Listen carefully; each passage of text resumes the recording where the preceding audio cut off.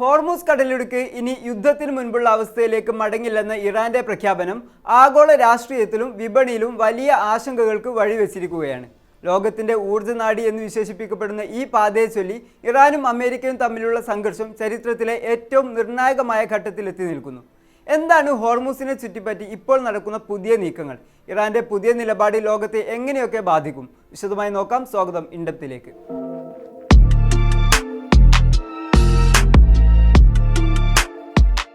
ജിയോഗ്രഫിക്കലായി ഒമാനും ഇറാനും ഇടയിലുള്ള വളരെ ഇടുങ്ങിയ ഈ ജലപാതയിലൂടെയാണ് ലോകത്ത് ഉൽപ്പാദിപ്പിക്കപ്പെടുന്ന ക്രൂഡ് ഓയിലിന്റെ 1/5 കടന്നു പോകുന്നത്. പ്രതിദിനം ഏകദേശം 2 കോടി ബാരൽ എണ്ണയാണ് ഈ വഴിയിലൂടെ വിവിധ ഭാഗങ്ങളിലേക്ക് എത്തിയിരുന്നത്.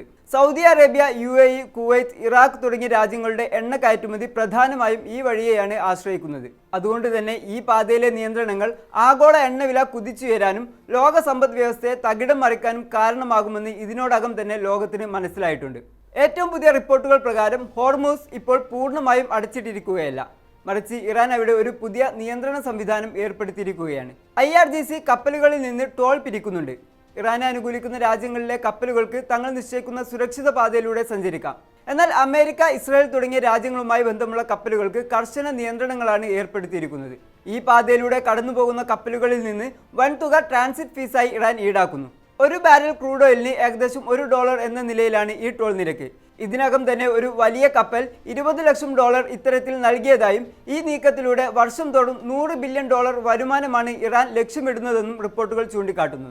അമേരിക്കൻ ഉപരോധങ്ങളെ മറികടക്കാൻ അതീവ ജാഗ്രതയോടെയുള്ള പേയ്മെന്റ് രീതികളാണ് ഇറാൻ സ്വീകരിക്കുന്നത്. ചൈനീസ് കറൻസിയായ യുവാനിലോ അല്ലെങ്കിൽ സ്റ്റേബിൾ കോയിൻ പോലുള്ള ക്രിപ്റ്റോ കറൻസികളിലോ മാത്രമാണ് പണം സ്വീകരിക്കുന്നത്. പണം നൽകിക്കഴിഞ്ഞാൽ കപ്പലുകൾക്ക് ഒരു രഹസ്യ കോഡ് നൽകും. കടലിടുക്കിൽ പ്രവേശിക്കുമ്പോൾ റേഡിയോ വഴി ഈ കോഡ് അറിയിച്ചാൽ ഇറാന്റെ പട്രോളിംഗ് ബോട്ടുകൾ കപ്പലിന് അകമ്പടി നൽകുന്ന രീതിയാണ് ഇപ്പോൾ നിലവിലുള്ളത്. ഇതിനിടെ അമേരിക്കൻ പ്രസിഡന്റ് ഡൊണാൾഡ് ട്രംപ് ഇറാന്റെ ഊർജ്ജ നിലയങ്ങളും ഡീസലിനേഷൻ പ്ലാന്റുകളും ആക്രമിക്കുമെന്ന് ഭീഷണിപ്പെടുത്തിയപ്പോൾ അത്തരമൊരു നീക്കമുണ്ടായാൽ മേഖലയിലുടനീളം ബ്ലാക്ക് ഔട്ട് സൃഷ്ടിക്കുമെന്നാണ് ഇറാൻ തിരിച്ചടിച്ചത്. എണ്ണ ഇറക്കുമതിയെ ആശ്രയിക്കുന്ന രാജ്യങ്ങളോട് ഹോർമൂസ് കടലിടുക്കിൽ ചെന്ന് അത് പിടിച്ചെടുക്കാൻ ട്രംപ് ആഹ്വാനം ചെയ്തത് സംഘർഷം കൂടുതൽ വഷളാക്കിയിട്ടുണ്ട്. IRGC തങ്ങളുടെ മിസൈൽ, ഡ്രോൺ കരുത്ത് ഈ പ്രദേശത്ത് വൻതോതിൽ വിന്യസിച്ചിരിക്കുകയാണ്. ഈ സംഘർഷം തുടർന്നാൽ അത് ഇന്ത്യയെ പോലുള്ള രാജ്യങ്ങളെയും ഗുരുതരമായി ബാധിക്കും.